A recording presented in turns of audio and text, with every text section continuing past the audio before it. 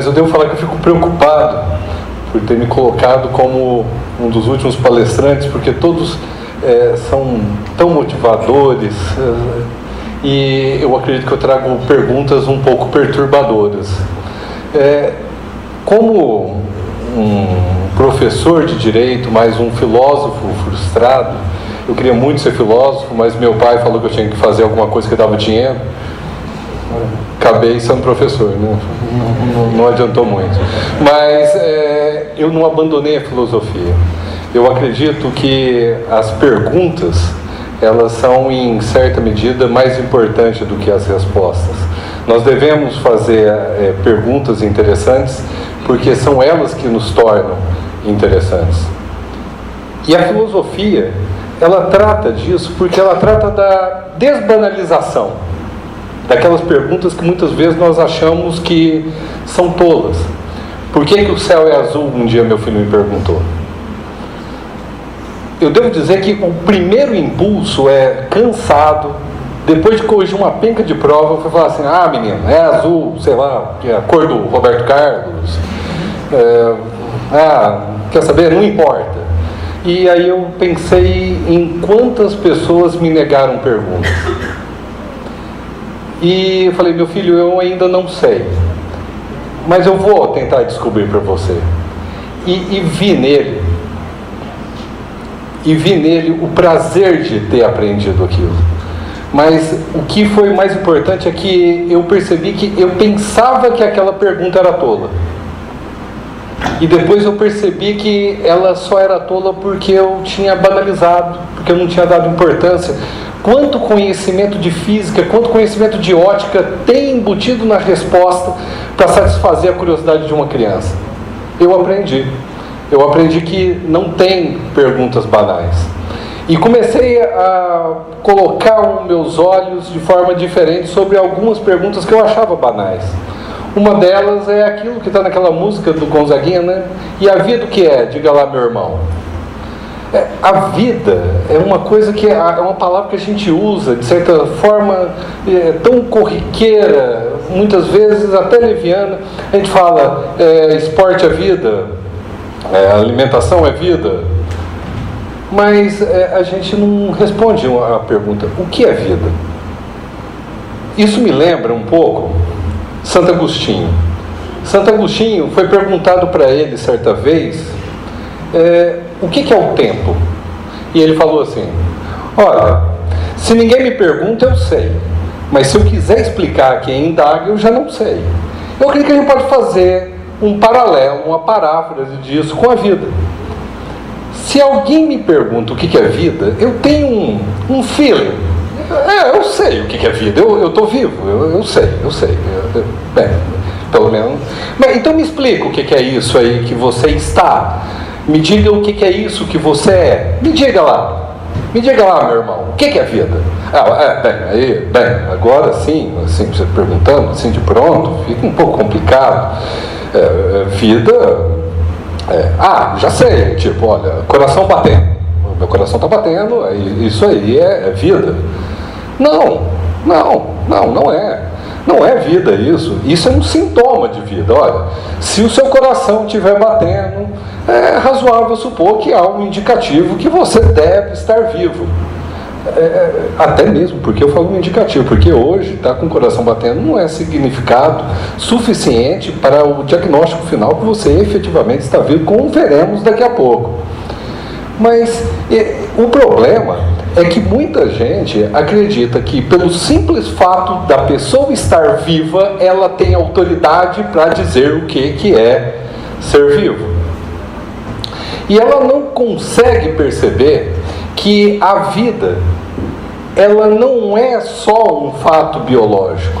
Porque se você reduz a vida a um fato biológico, você está reduzindo o ser humano a um fato biológico. E nós, longe de sermos existentes em uma única dimensão, nós somos seres multidimensionais. Nós somos seres biológicos, nós somos seres econômicos, nós somos seres culturais, nós somos seres afetivos, nós somos seres intelectuais. E a nossa vida se desdobra nessas múltiplas dimensões. E nós somos seres históricos. A vida de um homem de Neandertal, muito provavelmente, tem uma significação muito diferente de um Australopithecus. E assim sucessivamente, conforme nós caminhamos pelas paragens da evolução, não só modifica nosso corpo, mas a nossa vida e o valor que nós damos à vida, ela se modifica. Isso se torna especialmente relevante porque a radicalização das tecnologias, elas implicam em um conhecimento extremamente profundo do corpo humano. De forma que muitos gostam de comparar o corpo como se fosse uma máquina. Se eu conhecer adequadamente as peças, aquilo que compõe essa máquina, eu vou conseguir aperfeiçoar essa máquina. Se eu conseguir descobrir tudo aquilo de misterioso que está no código genético de uma pessoa, eu poderei aperfeiçoar essa pessoa. Eu vou poder criar um novo ser humano. Mas quais são as implicações da tecnologia aplicadas à vida humana? Eu tenho muito medo. Eu tenho muito medo porque as novas tecnologias, elas estão impactando de forma tão intensa a nossa vida, que nós estamos modificando não só a forma que nós a vemos, mas também a forma com a qual nós nos relacionamos com a vida dos próximos, daqueles que são estranhos, daqueles que eu não conheço. Bem, olha só. Quando nós temos a questão da descoberta do DNA e todas as questões de sequenciamento, com a criação de novas máquinas cada vez mais poderosas para processamento de uma quantidade maciça de dados, é bem possível que nós tenhamos um ser humano por design. Cada vez mais, eu posso, por exemplo, pensar que o futuro já ficou no passado. Muito do que as pessoas escreveram como ficção científica, hoje já é verdade. Hoje é realidade. Hoje nós estamos sofrendo as consequências da ficção que tema em transbordar para esse mundo. O futuro não é mais como era antigamente. Como que nós vamos pegar nossos valores e como nós vamos responder a uma sociedade que construiu um novo ser humano? Aliás, eu fico muito preocupado. Se nós podemos construir por design um ser humano, como tem muita gente que quer escolher o sexo do bebê, tem muita gente que quer escolher os olhos do bebê, já está existindo uma certa perspectiva de escolher alguns traits mais específicos, como inteligência, capacidade física, altura. Se eu tenho um ser humano construído por design, qual que é a responsabilidade?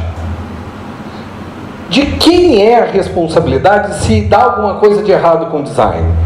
Se eu tenho um carro dirigido por um computador e acontece um acidente, a responsabilidade é do condutor, é do fabricante ou é do programador? Se eu tenho um ser humano construído por design e ele vem defeituoso, por exemplo, com agressividade desmedida, de quem que é a responsabilidade se essa pessoa praticar um crime? É dele ou é do programador desse ser humano por design? E mais, se eu tenho seres humanos por design, o que vai acontecer se ele ficar obsoleto? Sim, nós não falamos de tecnologia, que a tecnologia ela vai ficando mais velha cada vez mais rápido. Então eu faço um ser humano por design perfeito para satisfazer todas as necessidades da sociedade. Só que a sociedade mudou amanhã. E o amanhã já é passado e essa pessoa é obsoleta. O que nós vamos fazer com essa pessoa? Parece que toda vez que a gente fala de tornar o ser humano um ser humano melhor, parece que nós não estamos falando de torná-lo um ser humano melhor. Nós estamos querendo falar de torná-lo mais útil. E será que utilidade é a métrica adequada para a gente medir o valor do ser humano? Eu gosto de propor a ideia do dilema de Mefisto. Imagine que, pum, Aparece o capeta aqui, cascos, chifre, enxofre, e ele faz uma proposta diabólica. Ele fala: olha só, eu vou fazer para você uma oferta que você não pode recusar. Eu vou curar o câncer. Ninguém mais vai morrer de câncer no mundo. Olha que maravilha. Não, tá bom, capeta, mas o que você quer em troca? Basta você quebrar o pescoço desse bebê de 6 meses. Do ponto de vista utilitário, vocês concordam que não tem muita dúvida? Basta você matar uma pessoa e milhões de pessoas terão a sua vida poupada. Quanto sofrimento não deixará de existir? Mas notem que a vida humana, ela não se rege por esse valor matemático de utilidade. A vida humana não pode ser reduzida a um commodity. Porque se fizéssemos isso, reduzíssemos a vida humana a um commodity, nós nos tornaríamos fungíveis. Sacrificar uma pessoa para salvar 100 milhões? Tudo bem. Tá bom, e 100 para salvar 1 milhão? Ainda tá, né? E 1000 para salvar 100 mil? De repente, nós não percebemos que nós sacrificamos o próprio valor da vida humana. A ideia do sagrado.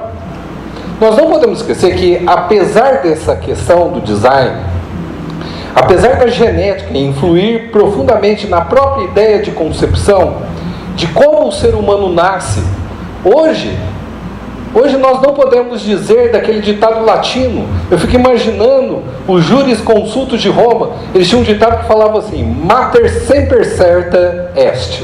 A maternidade sempre é certa. Hoje não. Hoje você pode nascer de um barrigo de aluguel. Quem que é a mãe?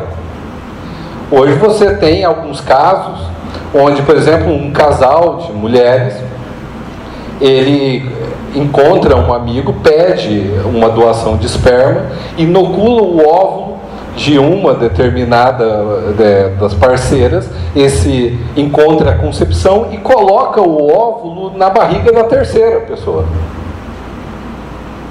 Quem são os pais? Quem são? Hoje não dá nem para falar que a maternidade é sempre certa. A genética mudou tudo. E hoje nós começamos a discutir quando que a vida... A gente pensa o seguinte: nossa, eu sei tudo de vida. Quando que ela começa? Meu Deus, tem várias teorias sobre isso. Só que o que é interessante é que cada uma dessas teorias, ela não nasceu de uma percepção sobre o que é a vida em si, mas ela nasceu de uma mudança tecnológica que acabou determinando uma mudança de como nós pensamos a vida. Daí, eu chamo a atenção de vocês para uma das grandes tecnologias que aconteceu nos últimos 50 anos, que mudou e vai mudar muito a forma de a gente pensar: o transplante de órgãos. O transplante de órgãos é uma coisa de ficção científica, até que foi um cara lá e conseguiu. Transplante de coração. Gente, isso é fantástico. Antes do transplante de coração, a gente não tinha dúvida. Quando uma pessoa morre? Parada cardiorrespiratória irreversível. Depois que teve o transplante de coração, a gente falou assim: olha, tem um problema. Se a gente esperar a parada cardiorrespiratória irreversível, não dá para fazer transplante. Porque o corpo, ele entra naquela entropia típica da morte, várias toxinas vão acabar tornando os órgãos imprestáveis, então não dá. Se a gente continuar com esse conceito de morte, a gente não vai conseguir fazer transplante de órgãos. Que tal a gente fazer um novo conceito de morte? Vamos falar então de morte encefálica ou morte cerebral. Pronto, agora nós temos um novo conceito de morte. Mas veja, esse conceito de morte, ele não surgiu necessariamente porque ele é mais adequado. Ele surgiu porque nós devemos instrumentalizar a própria morte para torná-la útil para a humanidade. Olha só, não só a vida tem que ser útil, mas a morte tem que ser útil também, em certa medida. E isso eu vejo como uma coisa extremamente problemática. Eu vejo uma questão, um problema, por exemplo, na Holanda. A Holanda é um país extremamente avançado na questão das discussões sobre eutanásia. A eutanásia. Pela primeira vez na história, é uma questão de saúde pública o fato que tem seres humanos vivendo demais. E a gente pergunta, será que você já não viveu o suficiente? Eu acho que já está na hora de você ir desta para melhor. Na Holanda tem uma política de eutanásia tão liberal, que tem velhinho indo para a Alemanha, porque tem medo dos familiares fazerem eutanásia neles. Eu tenho refugiados da morte, por assim dizer. E aí você se pergunta, então, se o valor da vida não é a utilidade, o que é? Bem, eu acredito que nós devemos voltar ao básico. Eu acredito que a vida é um valor sagrado, mas não no sentido religioso. Todos os seres humanos, eles são absolutamente, ou deveriam ser absolutamente irrepetíveis. São infungíveis e, portanto, são insacrificáveis. Nisso, me parece que nada mais atual do que aquele ensinamento milenar do Talmud. Quem mata uma vida, mata a humanidade. Quem salva uma vida, salva a humanidade. Nesses tempos de revolução tecnológica, não percamos a essência do que nos faz humanos.